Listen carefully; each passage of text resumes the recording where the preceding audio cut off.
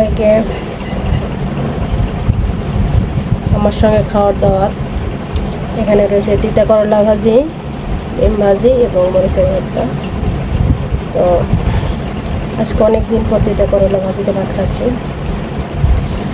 এটা আমার কি বলবো, সিদ্ধ করে দিলে খেতে পারবেন ইনশাআল্লাহ, খুবই এতটাই ফেভারিট। বিসমিল্লাহ।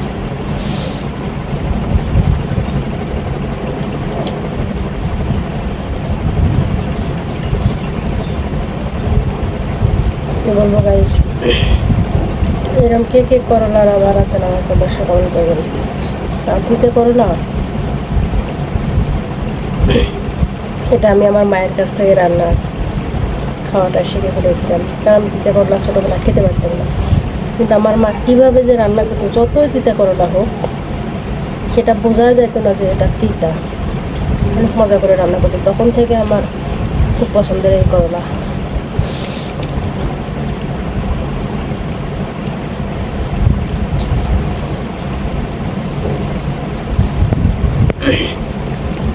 আর এখন এরকম শুকনো মরিচের ভর্তা।